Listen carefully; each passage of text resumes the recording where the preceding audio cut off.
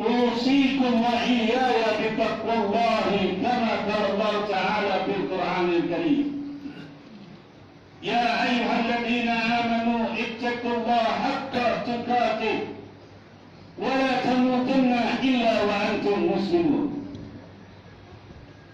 وقال الله تعالى في القرآن الكريم أم حسبتم أن تدخلوا الجنة ولما يأتكم مثل الذين خلوا من قبلكم مستهم البأساء والضراء وزلزلوا حتى يقول الرسول والذين معه متى نصر الله ألا إن نصر الله قريب. وقال رسول الله صلى الله عليه وسلم سيأتي أمتي آخر الزمن يقول العلماء والفقهاء ويبتليهم الله بثلاثة بريات أولاها يرفع الله ببركة من تسليم والثاني يسلط الله بسلطانا عادما والثالث يخرج الدنيا بغير الإيمان أو كما قال رسول الله صلى الله عليه وسلم. Ma'asyiral muslimin wa jumratal mu'minin, sedang hari raya Idul Adha yang diberikan oleh Allah keberkahan pada pagi hari ini. Puji syukur mari kita haturkan kepada Ilahi Rabbi Allah Subhanahu wa Ta'ala, yang mana syukur alhamdulillah pada pagi hari ini kita sama-sama masih diberikan suatu kenikmatan, yaitu kita dapat berkumpul bersama-sama dalam rangka menjalankan salat hari raya Idul Adha. Semoga kita berharap kepada Allah pelaksanaan salat hari raya di masjid yang mulia ini kiranya membawa keridhaan dan keberkahan bagi Allah Subhanahu wa Ta'ala, yang intinya kita menjadikan manusia yang bertambah takwa terhadap Allah Subhanahu wa Ta'ala. Salawat dan salam senantiasa kita sampaikan kepada pemimpin Islam, Nabiuna Khairul Bashar, Nabi Muhammad sallallahu alaihi wasallam. Allahu Akbar, Allahu Akbar, Allahu Akbar, walillahil hamd. Jamaah salat hari raya Idul Adha yang dimuliakan oleh Allah, baru saja 5 menit yang lalu kita berikrar kepada Allah Subhanahu wa Ta'ala. Kita berjanji kepada Allah dengan janji yang sangat luar biasa kepada Allah.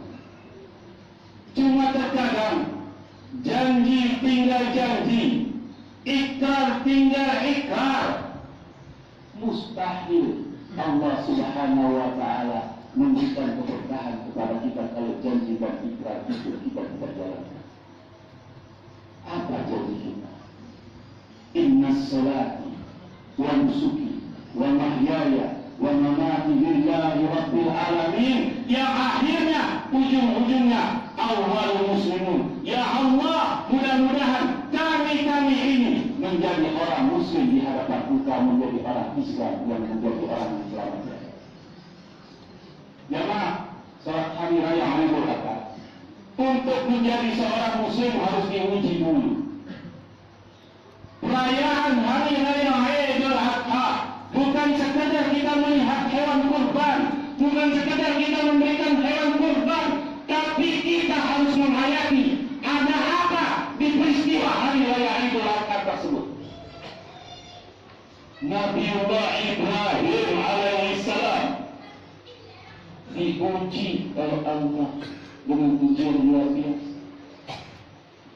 Makanya dalam mukaddimah yang saya bacakan tadi, am hasibtum an tadkhulul jannata wa lamma ya'timul matalul ladzina khalaw min qablikum. Hai hamba-hambaku, apakah engkau tidak akan diuji oleh aku? Kamu akan pasti aku uji dengan cobaan, dengan halangan, dengan berbagai rintangan untuk menunjukkan iman kamu. Apakah benar-benar iman kamu menjadi iman yang bertakwa kepada Allah Subhanahu wa Ta'ala? Ujian masing-masing berbeda-beda. Nabiullah Ibrahim alaihissalam, di mana tatkala beliau bermimpi pada malam 8 Zulhijjah. Kemudian dilanjutkan pada malam 9 Zulhijjah. Dia diuji oleh Allah Subhanahu wa Ta'ala. Coba bapak dan ibu jamaah salat Idul Adha rahimakumullah bayang. Tidak mempunyai anak.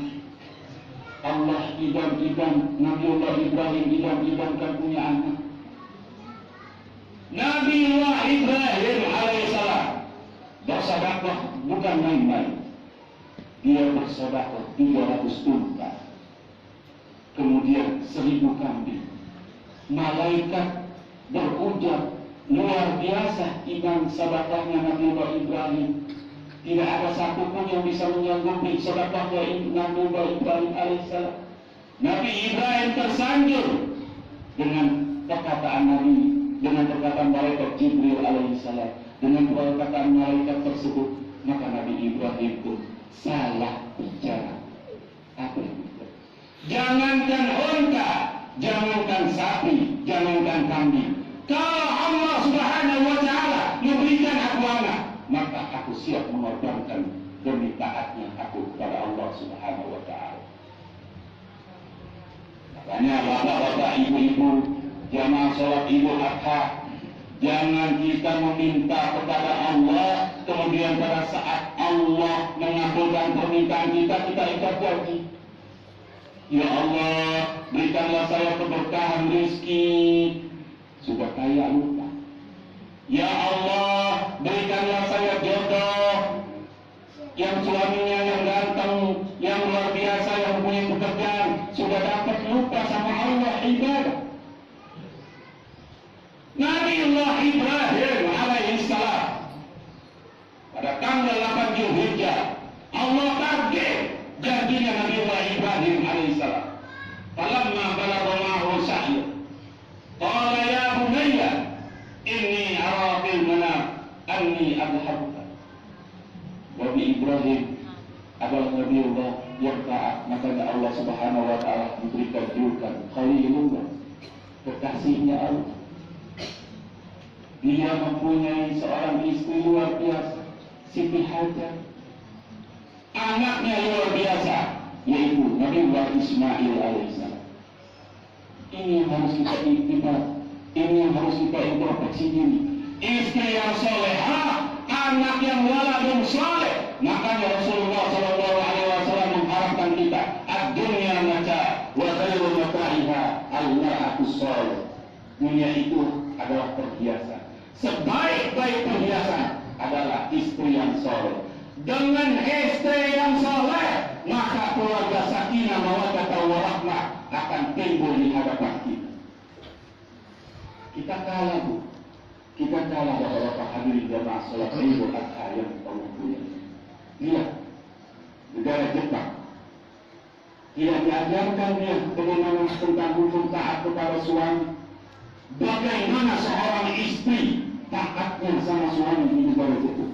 Sampai tunduk-tunduk, sampai bukain kaos kaki, sampai bukain segala macam, sampai tidak bisa memandang seorang suami dengan pandangan yang sinis. Bagaimana dengan kita?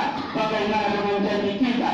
Inna sholati wa nusuki wa mahyaya wa mamati lillahi rabbil alamin. Tapi kita berkata kepada suami kita. Ini ujian kita, Bu. Am hasibtum an tadkhulul jannah. Apakah kamu enggak akan diuji sama Allah dengan keimanan kamu? Allah janji, Allah minta, kamu akan diuji dengan berbagai macam ujian, tergantung bagaimana Allah menguji kita masing-masing dan berbeda. Allahu Akbar, Allahu Akbar, Allahu Akbar walillahil hamd. Jamaah salat Idul Adha yang Allah muliakan. Lihat Nabiullah Ibrahim alaihissalam. Tatkala Allah Subhanahu wa Ta'ala menagih Nabiullah Ibrahim alaihissalam, Nabiullah Ibrahim tidak nolak. Dia rundingkan sama anak. Ya abadi, dengan ramah lembut, ya abadi ini arabil mana. Wahai anakku, aku bermimpi. Dalam mimpiku Anni adhabuka, aku akan memotong kamu, aku akan menyembelih kamu. Tanzur mata. Ditanya oleh Nabi Ibrahim alaihissalam, enggak seenak-enaknya Nabi Ibrahim memotong saya. Tanzur mata, apa pendapat kau? Seorang anak, seorang ayah bijaksana bertanya, berdialog, berdiskusi.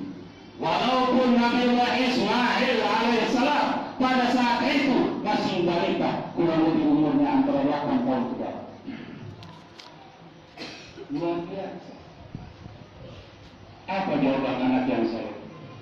Al-Matuh baru, wahai ayah anda, kerjakan apa yang Allah perintahkan. Begitu luar biasanya kesolehan Nabi Ismail. Kita bercermin bagaimana anak kita zaman sekarang ini. Masih untung Allah Subhanahu wa Ta'ala tidak memerintahkan kepada kita untuk menyembelih anak kita. Hanya Allah minta kurban sapi, hanya Allah minta kurban kambing, hanya Allah minta kurban hewan-hewan ternak yang dihalalkan. Itu pun masih kita ragu-ragu, itu pun masih kita berhitungan. Pantas Rasulullah Sallallahu Alaihi Wasallam beliau bersabda, apabila ada umatku yang mampu tidak mau berkorban, silakan jauh-jauh dari tempat ibadahku yaitu masjid. Luar biasa jamaah salat Idul Adha yang tahu. Allahu Akbar, Allahu Akbar, Allahu Akbar. Kita lihat bu, anak yang kita besarkan, yang kita didik, yang kita susui, yang kita pada saat malam kita terbangun, kita lihat zaman sekarang. Kita lihat kebanyakan mereka zikir. Zikirnya zikir syaitan, bukan zikir kalimat baik. Pagi bangun tidur HP kita. Mau sekolah bawa HP. Pulang sekolah segala macam HP terus. Zikir dengan makanan pakai HP. Apakah itu yang menjadi harapan kita? Ini ujian al-hasibutu antara pulau jannah. Jangan biarkan saja seperti itu. Iman kita belum kokoh, iman kita belum kuat, iman kita belum yakin kepada Allah Subhanahu wa Ta'ala. Lihat Nabi Ibrahim alaihissalam, bukan sebanyak-banyak kita menyerahkan hewan kurban kemudian selesai urusannya. Tidak. Harus kita hayat sampai merubah Ibrahim alaihissalam. Ya ayat anda, andai saja engkau siap memilih aku, maka lepaskan bajuku. Jangan sampai dalam pertunjukan. Nabi Ismail alaihissalam. Allah Subhanahu wa Ta'ala memberikan kelebihan. Tak kalah golok atau pisaunya menempel Nabi Ibrahim. Ternyata itu golok tidak menempel. Setelah dibuat itu golok, tiba-tiba dibuat batu yang lebih besar, tersentuh oleh golok itu. Batu itu pecah menjadi dua.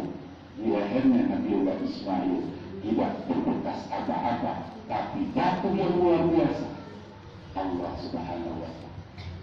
Hai umat Islam, dari kasus ini, dari sejarah ini, yang 3.703 tahun yang lalu, 3.703 tahun yang lalu, Allah masih memberikan itibar kepada umat Islam, umatnya Rasulullah Sallallahu Alaihi Wasallam, supaya lihat iman Islam kita, lihat anakmu, lihat istrimu, bagaimana Siti Hajar alaihissalam, istrinya Nabi Ibrahim, menyerahkan anaknya untuk dikorbankan oleh Allah Subhanahu wa Ta'ala. Allah menguji. Makanya kebanyakan kita lupa sama Allah. Kebanyakan waktu senang kita lupa sama Allah. Waktu susah rajin ke masjid, zikirnya sampai khusyuk-khusyuk. Apa kata Allah? Ta'arraf ilallah firruku. ya ribka istiqah. Hai hambaku, kenal aku pada waktu engkau senang, niscaya aku akan kenal engkau, menolong engkau pada waktu engkau susah. Jadi perbalik. Senang lupa sama Allah, susah baru iman. Untuk kaum ibu, bagaimana anak kita menjadi anak yang waladun soleh? Sebagaimana doa kita, Rabbana hab lana min azwajina wa dzurriyyatina qurrata a'yun waj'alna lil muttaqina imama. Kalau ibu tidak taat sama suami, bagaimana anak kita sudah besar mau cium tangan kepada kita? Kalau ibu saja tidak mau pada saat suami kita pergi untuk bekerja, pergi untuk keluar rumah, kita tidak mencium tangan kepada suami. Itu ujian. Ujian bukan materi saja. Banyak hal yang kita diuji sama Allah. Ada yang istrinya tidak sholat, ada yang suaminya tidak sholat, macam. Ada yang mau rajin ke masjid, diredotin, mau ngapain ke masjid? Mau jadi pengurus masjid? Ini ujian. Kembali kepada pokok permasalahan. Ikhtibar yang kita lakukan, peristiwa yang harus kita lakukan, pelajaran yang kita lakukan. Yang pertama, tiap hamba Allah akan diuji oleh Allah dengan ujian yang masing-masing.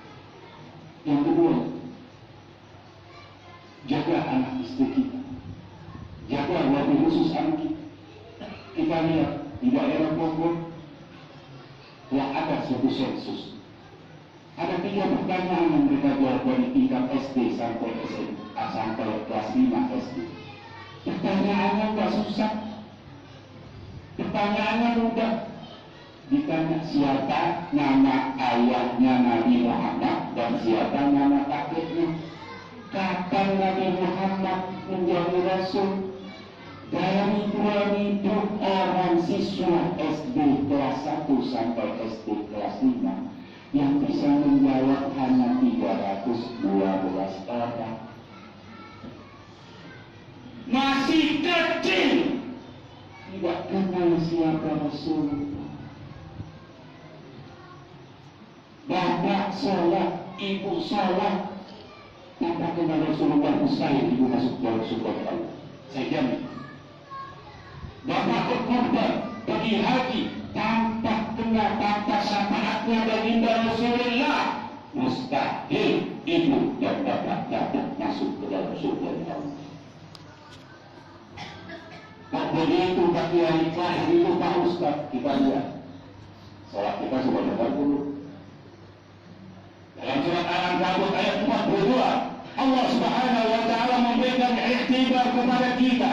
Aqimis shalah, inna sholata tanha 'anil fahsya'i wal munkar. Dirikan salat, tegakkan salat. Sesungguhnya salat bisa mencegah diri kita dari perbuatan keji dan munkar. Kita salat rajin, tahajud rajin, tapi ngomongin orang nomor 1. Masih kemungkaran yang kita lakukan. Apakah itu bisa masuk ke dalam surganya Allah? Inna salata adil tahsyari wal munkar. Apa jawaban Rasulullah? Man lam yantahu salata anil tahsyari wal munkar bal yazdad minallah illa bu'da. Barang siapa yang salatnya dia bisa mencegah dirinya dari perbuatan keji dan munkar, dia akan jauh daripada Allah, bukan dekat daripada Allah. Salat ibu bukan sia-sia, tapi salat tidak bisa menjamin diri kita masuk ke dalam surganya tanpa, sekali lagi, salat kita tidak akan masuk ke dalam surganya Allah tanpa syafaatnya Rasulullah sallallahu alaihi wasallam. Nabi yaumil mahsyar nanti kita diminta, tidak ada yang bisa menolong kita. Ayah, ibu, anak, saudara, pemerintah, pimpinan tidak bisa. Kecuali Rasulullah sallallahu alaihi wasallam yaitu syafaatnya bagi Rasulullah. Siapa tidak kenal maka tidak sayang. Kita tidak kenal Rasulullah. Ada suatu perintah Allah, ada suatu perintah Allah yang Allah itu sendiri mengerjakan. Suatu contoh, ini pada saat sekarang ibadah haji.